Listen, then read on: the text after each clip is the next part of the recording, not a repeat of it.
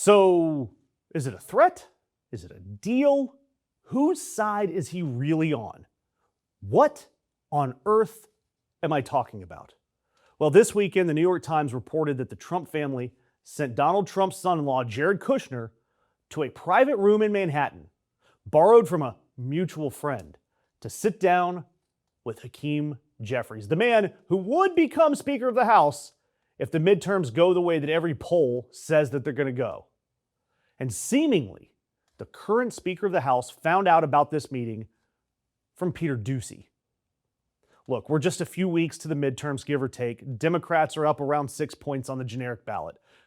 And the president's family is taking meetings with the guy that is likely to run the House of Representatives. Confidence, a little shaky, because if you're confident, you don't send your son-in-law to a borrowed apartment to make nice with the enemy. So what did they say they talked about? Housing, immigration, cost of living, quote, areas of common ground. Kushner suggested Jeffries would follow up with Susie Wiles, the chief of staff. And the Times says that Kushner's been telling allies, if you want anything bipartisan done in Congress, go see Jeffries. Go see Jeffries. Not Mike Johnson, Hakeem Jeffries. And here's Speaker Mike Johnson finding out about this whole damn thing. Hakeem Jeffries and Jared Kushner meet privately as midterm attacks fly. We've got it right there. President Trump's son-in-law and the man in line to be Speaker of a Democratic-led House if you guys lose the majority. They were together. What did you think when you saw that? I heard about it the first time this morning. I know Jared is a smart guy and he hedges bets, but I'm telling you what, you better not bet against the House Republicans. I don't know what that's about. I know Jared has interests and lots of other things going on. He's not really directly involved in the admin, at least in the day-to-day in the White House. On election night, you can expect 211 Republican victories, 205 Democrat victories, 19 seats in the middle. Now, we know what those 19 seats are. We've been working on this for a year and a half. I heard about it first time this morning. I know Jared's a smart guy and he hedges bets. He doesn't know what it's all about because he's not directly involved in the admin. Then he says it's going to come down to about 19 seats. But it's important to note that he says that Kushner's hedging bets, Democrats as insurance, and not really involved in the admin is a hell of a thing to say about the guy who's negotiating Ukraine, Gaza, and Iran as a special envoy. And that says nothing of the $2 billion the Saudi sovereign wealth fund handed his investment firm. So back to the question. Was it a deal or was it a threat? Think about the timing. Judge Michael Luttig, a conservative, Bush appointee, no friend of ours, went on his own podcast on Monday and laid out what he thinks is coming. Something called high noon. If the Republican House were to refuse to seat Democrats who were elected in a free and fair election on the pretextual basis, unsupported by the evidence, that their elections were fraudulent, I personally believe to a certainty that the Supreme Court of the United States would review that determination by the House of Representatives under the reasoning of Powell versus McCormick. During the time that it takes to resolve this, from high noon on January 3rd to what could be easily weeks later, the United States would be in grave peril around the world. January 3rd, 2027 at noon, the old Congress goes away and the new one gets sworn in. And for that hour, Mike Johnson isn't in charge of anything. The House clerk is.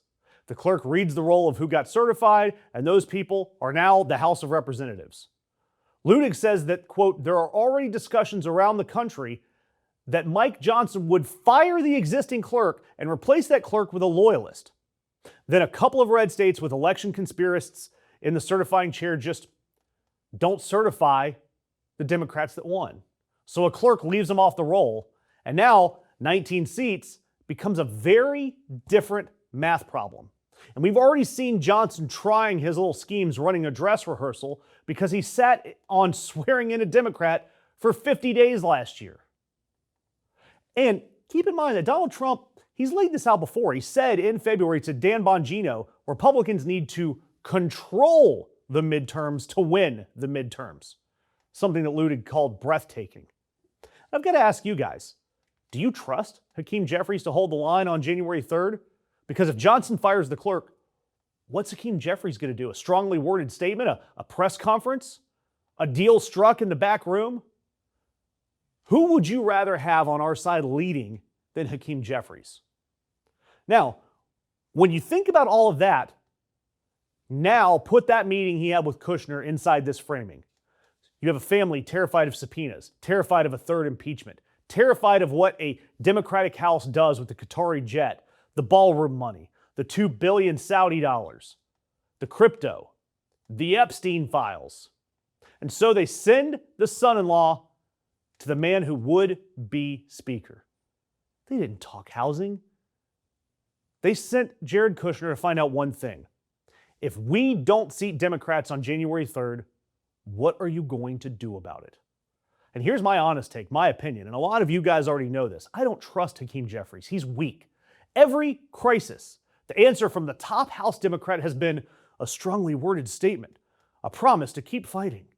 But then he'll strike a deal in the back room. He treats every hostage situation like it is a negotiation. And that is exactly why they sent Jared to him. You don't send the son-in-law to the one that's going to fight you. You send the son-in-law to the one who will take a meeting in a borrowed apartment and then put out a statement about affordability that doesn't even confirm that the meeting actually happened, which is exactly what Jeffries did. Quote, the affordability crisis is not a hoax, end quote. Cool. They weren't there to talk about affordability. And then I want you to watch how Donald Trump's tone has changed about Hakeem Jeffries. In May, he called him a thug and a low IQ person. He coined his favorite term, Democrats, off of it. He posted an AI video of Jeffries in a sombrero. Yet this month to Punch Bowl, Jeffries is a nice guy. We had a good meeting. Why do you think that is? Calling him a nice guy now in this White House.